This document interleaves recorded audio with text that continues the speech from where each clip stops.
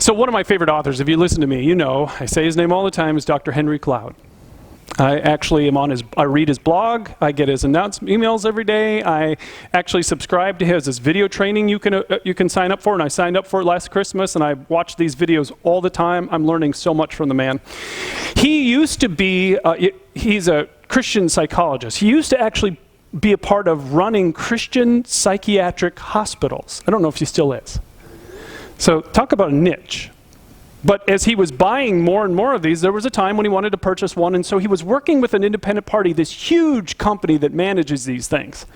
And so he went to their big facility, and this is a very successful company. He walked in and it was like overwhelming, because here he is alone, and he had a meeting with the VP of marketing to work out a deal. And so he walks into the lobby, the VP is there, shakes his hand and says, all right, let's go to our war room. Now Dr. Cloud, he's like, war room? Never been to a war room. What's going to happen in a war room? And so he didn't know. It's just basically a big meeting room. But he said when he walked into the war room of this very successful company, they had a sign on the wall that struck him. Matter of fact, he walked right up to it and he read it again and again. And here's what the sign said: no problems, no profit. He said when he wrote about it 18 years later, he said, I still think about that sign all the time. Because he said, in the words of that sign, he said, I discovered the answer to a question he said, I've wondered about forever. And maybe you've wondered about, why is it that some people are very successful and some people never achieve the level of success they're capable of? And he said, as he stood there staring at the sign, all of a sudden it became clear, this is it. No problems, no profit was the mantra of this successful organization. And here's what Dr. Cloud said. He said, the ones who succeed in life are the ones who realize that life is largely about solving problems. That's what life is largely about. And then he said this: the ones who can get with that find much success. The ones who can't get with that idea don't. This is the key idea. Life is largely about solving problems. So let me ask you, do you have any problems? Yeah, it's kind of a funny question, isn't it, right? I mean, who doesn't? I mean, some of you have some financial problems, and maybe they're being really exacerbated by what's happening in our society right now. They're just growing. You've got a budgeting problem. You've got an income problem. You don't take in enough for what you send out. There are financial problems all across America, right? Really being dealt with right now because of COVID. How many people came in here today or are watching today who have marriage problems? Anyone in your life that you know has a marriage problem? And things are not going well. They aren't communicating well, or the relationship is really breaking down. You don't feel the way you used to feel, or maybe you have these destructive fights that just keep happening again and again and again. You know, how many parents today are really getting concerned about problems they're seeing in the lives of their kids? Because they can see their kids making choices that they know are bad for them, and they're really scared about this problem. I mean, on and on, we can talk about everybody's got problems. Too often what we do, though, is we ignore our problems, or we run from our problems, or we avoid our problems, and that solves nothing. It solves nothing. Successful people understand that life is largely about problem solving, and so they start to solve their problems. Let me give an example of this. I can remember when this happened. If you know golf, you know anything about golf, you know who this guy is. He is one of the greatest golfers who has ever lived, Tiger Woods. When Tiger Woods came out and became a pro, when he competed in one of his first Masters, he won the Masters, which is the most prestigious golf tournament that there is. If you could win one golf tournament, win the Masters, because it is the top of the top. It's like winning the Super Bowl in the NFL. And so he won the Masters by 12 strokes, which is a huge lead. I mean, basically, he blew them away. Nike signed him to a contract for $40 million. Titleist signed him to a contract for $20 million. He was named Male AP Athlete of the Year. And so what does he do in the middle of this incredible success? He hires a golf swing professional, a coach, because he feels like he has a problem with his golf swing. You just blew everybody away by 12 strokes. But he said, in order for me to be the best that's ever played the game, I feel like I have to address this problem. So he tore his swing apart, which if you ever golfed, this is really hard to do. I mean, it's hard to hit it anyway. But then you're hitting it and you're playing good, and then you take the whole thing apart, and that's what he did. He hired a coach who worked with him to take his whole swing apart so he could fix this problem. And if you know anything about his career, he really struggled then. He wasn't winning tournaments anymore because he wasn't consistent. He was still rebuilding his swing. And when he was done, he tied the record for most consecutive wins post-World War II. And then there are 4 major golf tournaments. He won all 4 of them in a 12-month period. And his success went to the roof. Why? Because no problems, no profit. His success went through the roof. No problems, no profit. Successful people know that, and they know that life is primarily about solving problems. Life is primarily about solving problems. So we've been in this series, and this is why this is important. We've been in this series for a while now called Winning in the Game of Life. And what I want to talk to you today is, how do you do that? How do you turn a negative in your life into something that's a positive? How do you turn a negative into a positive? I've got brand new stuff I want to talk to you about. I'm so excited about this message. So I want to ask you to open your program, take out the notes that you'll find inside, grab a pen, and welcome to those who are watching either on our website at PennyOldChurchLife.com. The notes are right there next to the video link, or if you're watching on YouTube, right in the YouTube description section are these notes. They're linked there, and I'd love to have you open it up because I'm going to be teaching some brand new stuff that I've never taught today. That I've never taught before. So I'm really excited about getting into this today. So how do we do this? How do we get better at this whole, if life is about solving problems, how do we do that so when negatives come up, we turn them into something positive? The first thing is you have to view problems as opportunities to grow. Oh, that's how we look at our problems, right? Isn't that how you're looking at your problems today? It's an opportunity for me to grow. Yeah, we tend not to do this. Matter of fact, American Christianity is defined more by this. We tend to think, if I could only have no problems, that would be evidence that God is blessing my life. That's what we think, because Americans have incorporated a lot of American values into our Christianity. So we think, if I have no problems, God is blessing me. And if I have problems, God's abandoned me. I can't tell you how many times I've seen that in the world of Christianity. It's like, I have problems, God hates me. See, this is proof that God doesn't love me because I got problems. But what if God knows no problems, no profit? What if that's actually his idea? What if he knows that? So is there evidence in the Bible that would suggest that? That God knows that the only way for you and I really to become the people he wants us to be is that we would go through difficult things, and on the other side, by learning the right lessons, we would become the people he wants us to be. There is a chapter in the Bible that I consider to be one of the most important chapters that I have ever discovered. It's Hebrews chapter 12. I talk about it regularly because it changed my life. In Hebrews 12, the writer of the book of Hebrews wrote to these Christians and he said, here's what I want you to know. He said, I want you to view everything painful in your life as if God was disciplining you. He said, it's not that it is, but I want you to view it that way. View every problem in your life as if it was discipline from the hand of God. Then he said this. Once you have that shifted in your mind, then he said this. He said, no discipline is enjoyable while it's happening. It's painful. But afterward, there'll be a peaceful harvest of right living for those who are trained in this way. In other words, he said, if you'll make this shift in your mind whenever I have a problem, this isn't a sign that God's abandoned me. This is an opportunity for me to experience what God has for me.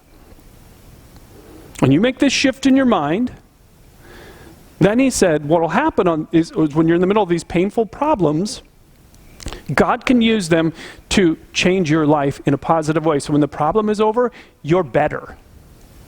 You're better. So obviously, if you're being disciplined by God, the number one question I've taught on this many times is, God, what do you want me to learn from this problem? Right? That's the number one thing. Have you ever, for those of you, I asked it earlier, people chuckled, people smiled, do you have any problems? Have you ever asked God that question about the problems that you are dealing with today in your life? Have you stopped to say, God, is there anything you want me to learn from this problem I'm encountering right now? Have you even asked him? Too many times we see our problems as evidence that God has let us go, rather than what it really is, an opportunity for us to grow. So when I look at my life, I can't tell you how much I've learned from my problems. I can't tell you how much I've learned from my problems. You know, when I started the church that grew so much, at one time, you know, the church that I was pastor of was one of the largest rural multi-sites in the entire country. It never had a year of negative growth ever. And if you don't know about church growth, that is really hard to do. Because churches are never not moving in one direction or another. Churches always, if you don't put a lot of energy and do the right things and depend on God, they are always dying. Because the world that we live in right now, people move all the time, don't they? And so if you're a pastor of a church, then the church is going to decline if you do nothing. Because people will move away in a typical year. And people will pass away in a year. And people will get mad at the pastor because he didn't do this or he did do that. And now I'm mad and now I'm not going to go. And people will get distracted by all the American things around us, the trappings of success. It's like, oh yeah, I need more of this. So I'm going to neglect God because I don't care about God because I need this. So that happens every year. So if a church isn't taking in a lot of new people every year, it's going to start declining because of all those forces that are at work against Christianity in this world that we live in.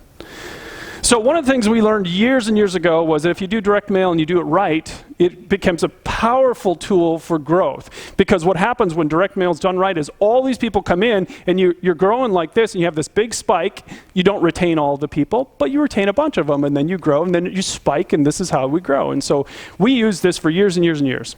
One year, hired a staff member who had a marketing background.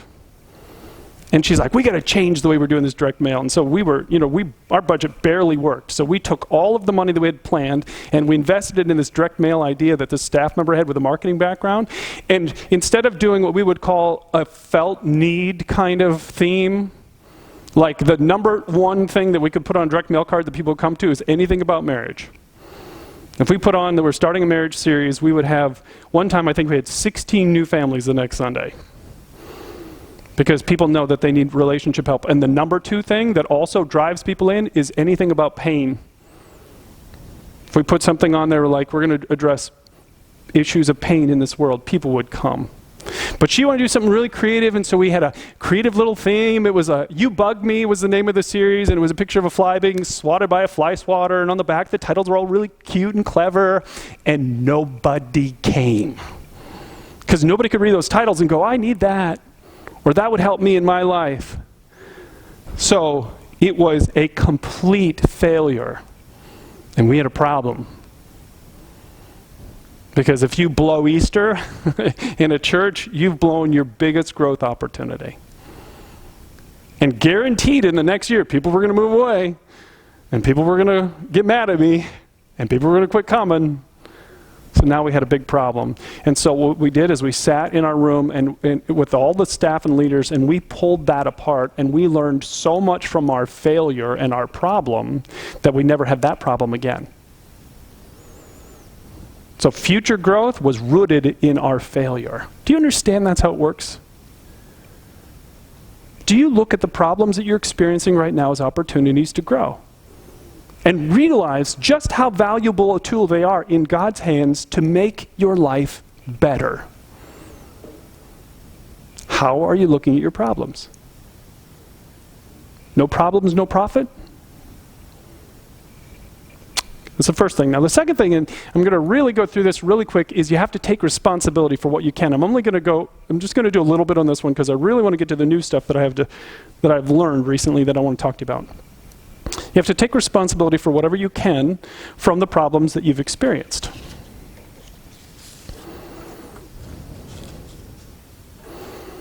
Do you want to know what will be the greatest obstacle to you learning from your problems?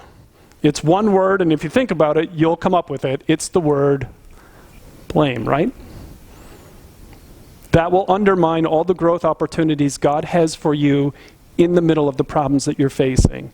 Is if a problem comes and your first thing is, well, this is their fault, and this is their fault, and this is their fault. Again, I read Dr. Henry Cloud's blog. I get his notice every day. Recently, the headline came through, and it says, blame makes you powerless. I loved it. I kept it in my inbox for weeks because I just wanted to keep reading that over and over again because I don't want to do this. I do not want to make this mistake. Blame makes me powerless.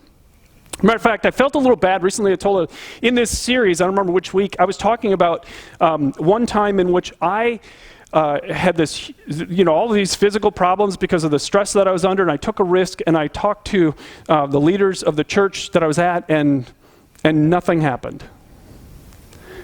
And afterwards, I felt bad as I told that story. It was vulnerable, and it was all true, but what I felt like is that it was putting blame on them. Who's ultimately responsible in my life for keeping a balanced life? Them? Is that their job? It's my job. And even if they would have come back with a plan, which they didn't, and they would have said, all right, we're going to give you a 6-month sabbatical, and we're going to cut back your teaching schedule, and we're going to get you this, and even if they would have come back with a plan on what they were going to do you know what I would have done? Especially if it involved cutting back on teaching or my responsibilities. You know what I would have done? I'd have fought the plan. So I didn't like how I felt after I told that story a few weeks ago. Because I'm responsible. There are things I own from that failure. That was a problem, and I was acting in that story. I felt like I was acting. Maybe I'm overthinking this, but I felt like after that message, like I was blaming someone else. And blame makes me powerless. And I'm not powerless. I can choose. So when you think about the problems in your life right now, I hear all the time about couples that have marriage issues. Constant blame. We have a marriage problem, and it's their fault. And blame makes you powerless. What do you own from the problems you're experiencing right now? Do not default to the easy step of blame. You'll miss the growth opportunity that God has for you. All right, that's all I have time to say about this one. Because I really want to jump into this one. This is all we're going to cover today. We're not going to do point 4. Sorry for those who love to fill in your notes. We're not getting to that one. We're just going to talk about this. What I really want you to know is how to develop a plan to fix your problems. Because almost all the problems in our lives are solvable, but most people don't know what to do when a problem comes up. And I want to show you what to do with the problems that you have today and the problems you're going to encounter in the future.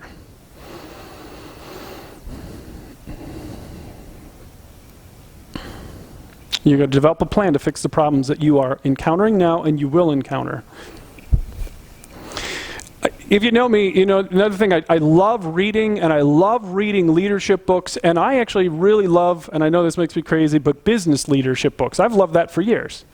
So one of my favorite things to do is get a whole stack of books like that and just sit on a beach and just read. I know that makes me a little crazy. I get it, but I love it. It's just fun for me. I can remember reading a story once about a company that was really going like this. Just up and to the right. Things were going great until all of a sudden they hit a 3-year run where they were going down. They were losing their best people over and over again. Their best, most talented people kept leaving. On top of that, employees were disengaged. Profits were down. And all the goals they were setting each year, they weren't hitting. So I don't know how many more problems you can have in a company than those problems. So the board got involved and started looking at why are our numbers bad. And what they discovered is that the leader that they'd hired for the company was a jerk. He was a jerk. When they did surveys and investigated it, he was insecure, he was overbearing, demanding, and so people just didn't want to work for him. And so you'd hire these great people, they couldn't take working for him, they'd leave. And so when the board got involved, they started looking at what the problem was. They found out the problem was him. So you know what they did? They canned him and replaced him with somebody good. Yeah, I know. Some were like, they kept him and they gave him a raise, right?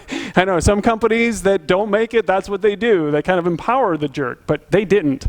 They made the right decision, fired the guy, put in someone who fit the values, who was a good leader as well, and then in a short time, all of these things that were going down started going back up again. Profits came back up. They started achieving their objectives. They stopped losing all their best people. Why? Because here's the thing. If you solve your problems, they go away. They're gone. Most of the problems that we're dealing with in life can be solved. Not all of them. Most of the problems, and life is about solving problems. And if you solve them, they go away. Now they may be replaced with new ones, right? Here's why I'm telling you this and why why I'm really, really, really excited about this. In 29 years of having pastor in front of my name, can you even imagine how many times people have come to meet with me to talk to me about their problems? I didn't even try and guess how many times I've dealt with that in 29 years. How many times I get a phone call saying, hey, can we sit down and talk to you? Or can I sit down and talk to you? And I hear about addiction problems, and I hear about marriage problems, or relationship problems, or financial problems. Or problems with their kids. I can't even estimate how many problems I've heard in my lifetime, or in 29 years of doing this. And I'll tell you honestly, up until not that long ago, I didn't want to have the conversation. Not because I didn't care about the people, but because I was so discouraged by the outcome. Because they would come in, they'd sit down, they'd tell me their problem, and I would give them whatever advice I could in that short little time, and then they would leave, and the problem would remain. Or it would get worse. And that is so discouraging to me that I couldn't take it until a while ago, after one of those painful conversations, I had an epiphany, a realization that's changed how those conversations go. So I'm just warning you right now, you come to sit with me now? You want to know what you're going to hear? You're going to hear how to fix your problems. And here's how you do it. There are 3 things that you need. First, you need new knowledge. You have to find a way to get new knowledge into your life. So I don't care what problem you tell me. Let's say that you come in and you're like, things are not going good with my husband, my boyfriend, my girlfriend, my wife, whatever it is. Then the first thing that we're going to try and help you discover is how are you going to get new knowledge about this area of relationships where you're struggling? Because isn't this true, and you all know it's true, if you always do what you've always done, you always get what you always got. Isn't that true?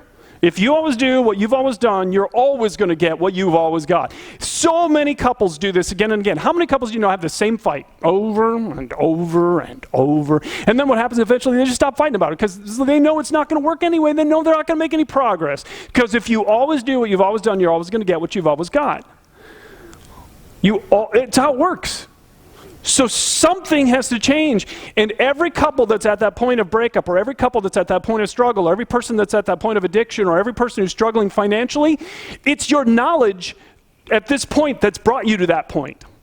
You don't know what you need to know to change it. Because not everybody's struggling with it. And it's easy to blame your partner and say, well, it's just them. If I was married to someone like that, well, I wouldn't struggle either. Really? That's blame. Makes you powerless. Don't do that. You need new knowledge. Knowledge makes you powerful. Look at what the Bible's been saying about this for 2,000 years. The wise are mightier than the strong, and those with knowledge grow, what do they grow? Stronger and stronger. The Bible places a high value on knowledge. Learn something new. Here's what I want you to know. Okay, listen to this. Some of you are one key learning away from solving a problem in your life that will go away once you learn this. Now, that may sound like an exaggeration. Let me give an example. Years ago, I had a couple come see me. They'd only been married a very short time, very young couple. And she was really, really hurting. She asked for the meeting. He came along too. So they were sitting in my office, and I said, well, what's the problem? And so the wife, who was really, really wounded, started talking about the pain in the relationship. And she started to explain what was going on. I'm not kidding. He interrupted her, and he told her the simple thing she had to do just to fix this problem. Now, do you think she was like, oh, thank you for that advice. What a wonderful thing to say to me. No, she just shut right down. And as I was watching this, I'm like, oh boy, we have a problem. So I rarely have done this. I actually interrupted him, and I said, can I talk to you alone? And I asked her to leave. And I sat and talked to him for, I bet, a half an hour. And I explained what he was doing. Thankfully, he was really teachable. He was very open to this. He wanted this relationship to work. And I said, here's what you're doing. It's called emotional invalidation. If she sits here and tells you about some pain in your life, you have one responsibility, LUV. And I explained what listen, understand, and validate mean. It's the very first message I did in this series. What successful people do, successful relationships do this. They don't try and fix their spouse. They don't try and fix their partner. They listen to them, try and understand what it's like to feel what they're feeling, and then validate that, even if they never feel it a day in their life. And he was so open to this. And so I had him actually practice with me in the office. Now let's pretend, and let's do it. And I pretended I was her, and I did the scenario, and he did the LUV, listen, understand, tell me more. Oh, I get that. That must have been painful for you. I'm so sorry. And then I brought her back in. I had him do it in front of her, and she didn't know. I never told her what I had trained him on. And sometime later, I got an email from her saying, I don't know what you told him, but this is so much better. Thank you. They're still married to this day. Some of you are one key learning away from a problem going away. Now, I wish they were all that easy.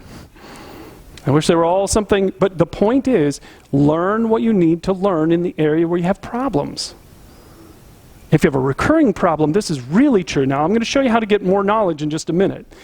But if you come to me and you're saying, we're struggling with this, I'm struggling with this, I'm going to say, well, here's the 3 things we need to create for you. First, you need to tell me how you're going to get new knowledge in this area where you're struggling. Thank God for the internet. My goodness, you have so many resources now, you can get knowledge. There's so much information out there, you can learn what you don't know right now. It's just a matter of getting to the right people. So that's the first thing you need. The second thing you need if you're really struggling with a problem is you need a new structure.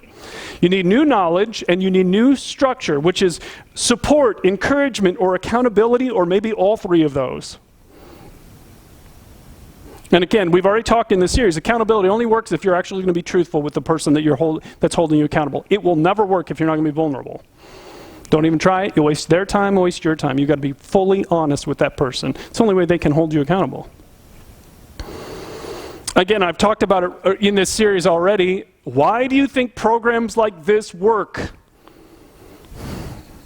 I can't tell you how many friends I've had over the years go through, admit that they were alcoholics, go to AA, and get sober.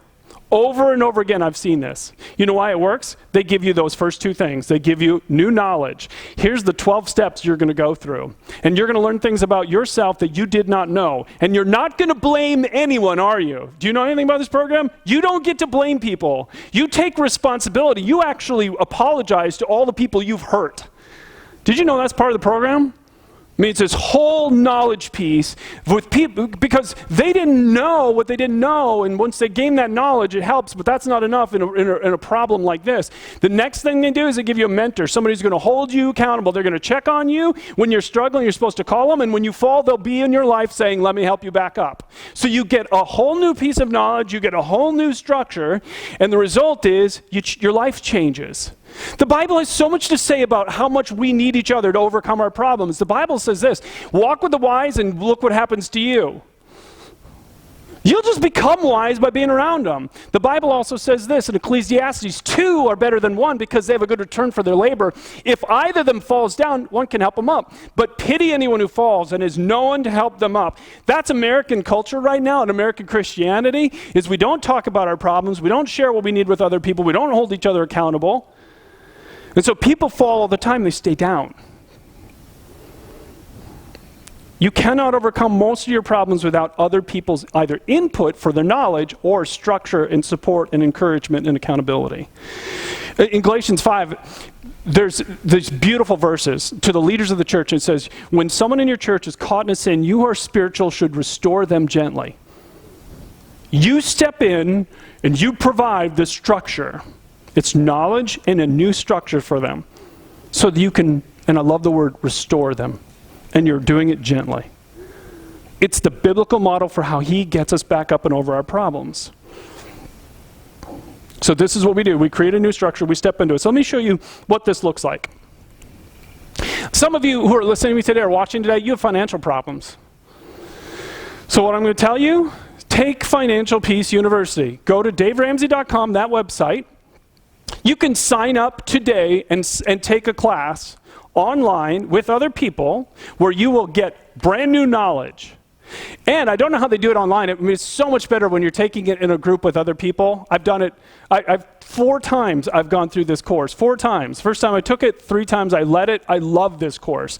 But I'm going to tell you right now, if you have never taken this course and you go through it, the number one emotion you're going to feel, which we all felt, was stupid and embarrassed and like regret, because I was in my 30s, late 30s when I took this course, and when I learned what I did not know, and I was so arrogant before this class because I thought, I'm doing pretty good. I'm pretty financially savvy. I got this. And then you take the course and you learn all that you don't know, and you're like, I'm an idiot. I have blown so many years of my life financially. And everyone in the room felt the same way.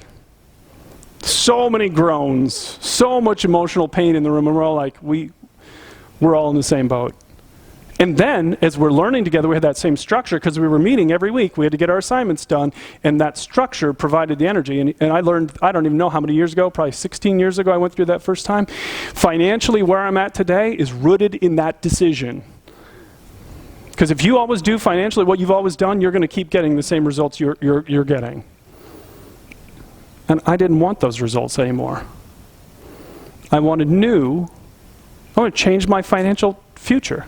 I want to change the financial future for my kids and grandkids. That meant I needed new knowledge and new structure, and I got it. And it changed my life. Financially, if this is where you're at, this is what you need. Second thing, if you got marriage problems or relationship problems, go to that blog, that website, gottman.com, and the first thing you do is sign up for the blog and get the daily, or it's like weekly, a couple of times a week, get this feed. And then, if you can, ask your spouse, boyfriend, girlfriend to actually sign up too. And then when they come in, talk about them. Talk about them. This is the best scientifically validated marriage material there is, because they do data and research based on their stuff. So we will tell you what's going wrong and how to solve it. It is amazing. And now they just offered this online course you can take, the Art and Science of Love workshop. So now you can take this 8-week group marriage seminar online. You don't have to leave your house. Don't have to expose yourself to COVID. But it would be better if you could get a couple couples with you and do it together. Because I'll tell you what will happen if you do it with other couples. I don't even care how they would rank their marriage. Great marriage, medium, whatever it is. Wherever they would put it, I'm telling you what would happen is when they start going through this curriculum with you, they're going to go, that's wrong? I'm not supposed to do that? I didn't know. And then there's energy, and then there's growth together. Some of you, this is the best thing you can do. Learn what you don't know about how to make your relationship so much better. Health or weight problems, join Weight Watchers. And again, what do you get? Knowledge. Hey, here's what you can eat, here's what you can't, and support and encouragement. Right? Happens over and over again. Drinking problem, join AA. And again, the very first thing for all of these is you have to admit that you actually have a problem, right? That's what we talked about last week. It's what we did reality last week before we do problem solving this week. Painful problems from your past that are affecting you today, go see a counselor. One of the things I do love about COVID, one of the positive changes, is now most of the counselors around the country are available online. You can just do a video conference session with a counselor from anywhere at a time that works for you, and you can receive fantastic counseling, because the reality is, here where we live, most of the counselors in the area are completely booked. It's hard to get in. Sometimes you have to wait months and months and months to even get started, and some of you can't afford to wait months and months and months. I'm a big proponent of this. I go to counseling almost every single week. And for, I don't know, 6 months now, 7 months, it's all been video. There's nothing wrong with that. It works great. Deal with the pain from your past. And again, they give you new knowledge, they hold you accountable, they encourage you, they tell you the truth when you need to hear it. All right, so this is, if you get nothing else out of this, do those 2 things. I have a problem, so I need new knowledge, and I need some kind of new structure, encouragement, or accountability. But if you miss For you as followers of Jesus, this is really important that you add the third piece. You have to have a new dependence on God. When you have problems, you develop a new dependence on God.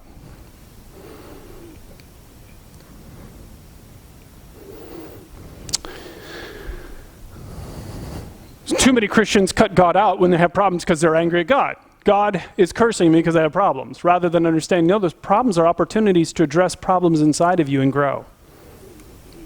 I've told you many times, in normal parenting, this is what happens. You go from complete dependence to independence, right? That's what we want. A baby is born, they are completely dependent on mom and dad, cannot survive without them. And the goal is that someday they're out on their own, making their own living. They don't need you like they needed you at the beginning. But in spiritual parenting, it's reversed. What God's plan for you is this. He wants to move you from complete independence to the point where you're depending on Him for what you need in life. This is important that you understand. This is what God is after in your life, or else you won't understand why He allows certain things to happen to you. He's not trying to make you independent from Him. That's what you were the day you encountered Him. For those of you who follow Jesus, the day you encountered Him, it was about your will. Your will be done. You made your decisions about your future and your relationships and your money. It was all about you, and you did what you wanted to do, and then God. And then part of this whole God thing and this relationship thing is that we learn to surrender our will to God, right? And we go back to dependence on Him. Where it's like, your will be done, Father. Your will be done. Not my will, but yours. And we depend on Him. And some of you are like, well, why would He want that? We don't want it as parents. I don't want any of my kids depending on me. I want them out on their own, living life, and I love it when my kids are winning. Why wouldn't God want that too? Why wouldn't He want us independent from Him? And the reason is because God wants to show you His unspeakable, indescribable love for you. He wants you to experience His love for you. Though it's so great, you will never fully, ever experience it. It's too great to describe. And the only way, the primary way that you experience the love of God is when you have a need and you bring it to God and God meets your needs. That's how you experience love. You have a need, you bring it to God, He meets your need, and you feel loved by God. And He wants to shower you with love. So if you live independent from Him, problems come up, you solve them without Him, or worry about them without Him, then you miss the love of God. And He doesn't want you to miss it. He wants you to be able to tell stories about how He showed up in your life and did things for you. So I've talked about this many times. This verse, Jesus, again, here's the problem verse in the New Testament. Jesus said, in this world, you'll have problems, right? You will have trouble. Life is primarily about problem solving. And then the second part of the verse, He says, but take heart, because the problem solving God is for you. All the problems you're going to encounter in the world, He said, I've already overcome them. So if you learn to depend on Him, you will experience Him. So here's how you do it. You say to God, God, I need you. I am powerless to, and this is where you insert whatever problem you want to talk to God about. I am powerless to overcome this problem. I'm powerless to fix this problem. I'm powerless to fix my spouse, my kid, my teen, whatever it is. I'm powerless to find a new job because I hate my job. Whatever it is, you tell Him that. And then you tell Him what you're asking. So God, I'm asking you specifically to do this. And then the most important step in that is the third step. You thank Him that He's already at work in this area before you even see what He's doing. Because that's faith. It takes faith to thank God before you see Him doing anything. And faith is the trigger that really makes the activity of God go in your life. And you can't just use it as a formula. You have to really mean it. But Jesus said this, my Father's always at His work to this very day, and I too am working. I read recently, somebody said that God is always at work in our lives. He said, think of it this way. It's like God is at work in your life in 100 different areas, and maybe you're aware of 1 or 2 or 3. Maybe. Most Christians are aware of 1, 2, but most Christians aren't even aware of any. But that doesn't mean that God isn't working. He is always at work on your behalf because you're His son or daughter through His Son, Jesus. He is always working. So I come to God and I say, I'm powerless, can't fix this. I need you. Thanks. Thank you that you're already at work in my life, even though I can't see how you're doing anything. And when you do this, you experience God. So let me give you an example. A while ago, my fiance and I were sitting and talking about a problem that we have been trying to solve on our own for a very long time. And we can't figure it out. And so I said to my fiance, I said, why don't we just stop right now? We've got no more solutions on this one. We don't have any idea what to do. And I said, why don't we just stop and we'll do what I teach all the time. And so we just bowed our heads and we prayed together, and I walked right through these steps and I said, God, powerless. Cannot fix this. Cannot be fixed by anything I can see. I have no ideas left. So we need your help. God, if you will show up, you can take care of this.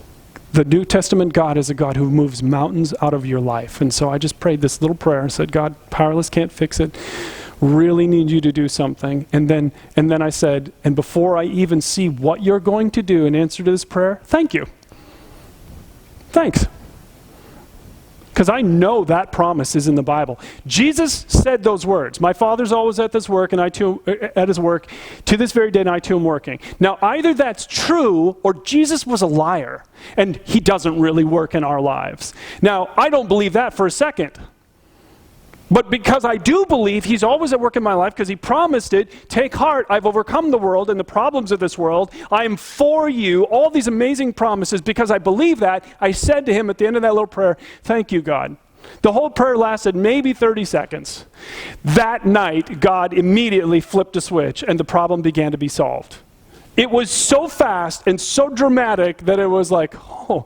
And how do you feel when God steps into your life and begins to solve a problem you cannot solve? How do you feel? You feel loved by God.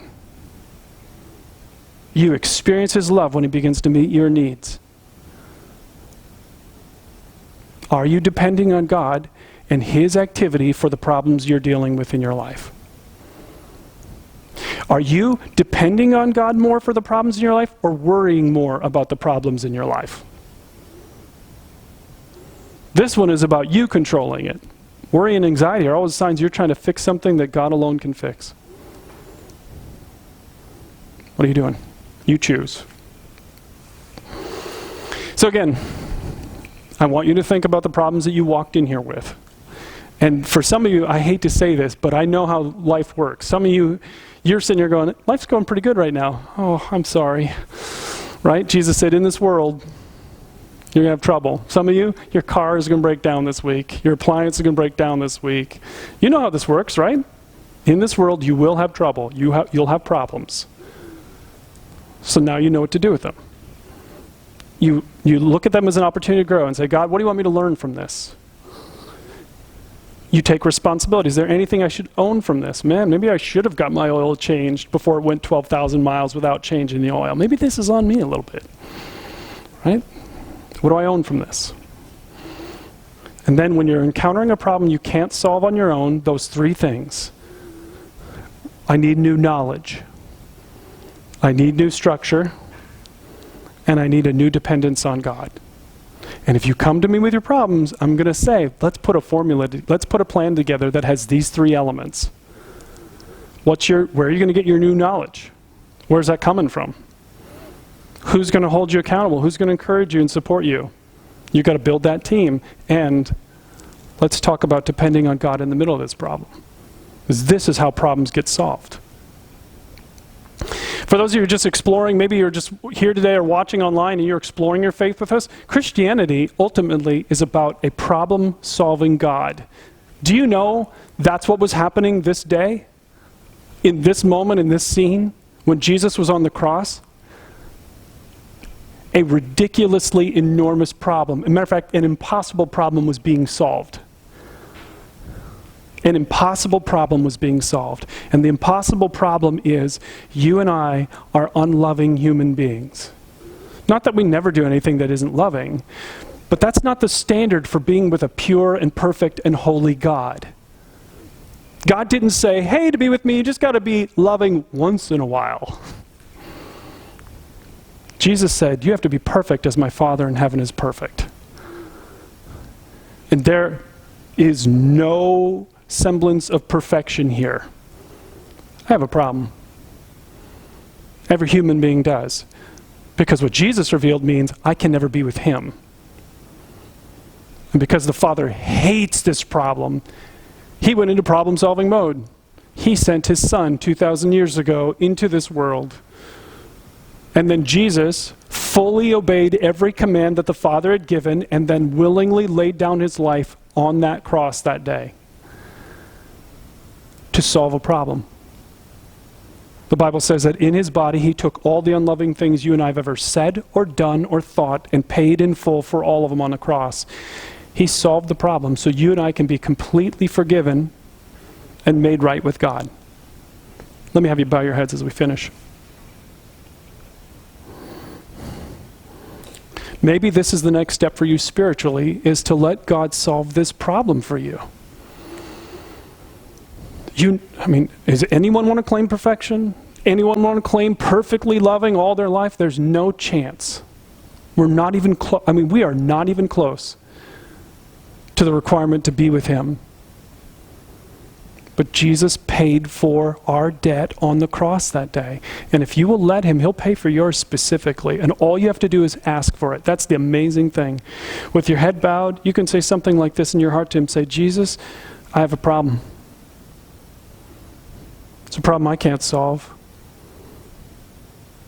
I've done unloving things in my lifetime. I've said unloving things. And I've heard today that you died on the cross for me. Please forgive me. Solve this problem. Forgive me and give me a new relationship with you from this day forward. In Jesus' name, amen. Now, as we finish up again, I want to ask you to grab this little card out of your program, and I want to ask you just fill it out, even if you're a regular tender. If you're watching online, go to our website at penuelchurchlife.com, and you can just, there's a connection tab. You can check that connection tab, and then just let us know that you prayed. If you prayed that prayer, just let us know. Tell us, I asked Jesus to forgive me today, or renewed your commitment. And then for those of you here, just drop it in the offering box. If you're watching online, just click submit, and a team member will reach back out to you and send you some material as our way of saying thanks for letting us know about this important decision in your life. Thanks so much for coming, and we hope to see you again next week.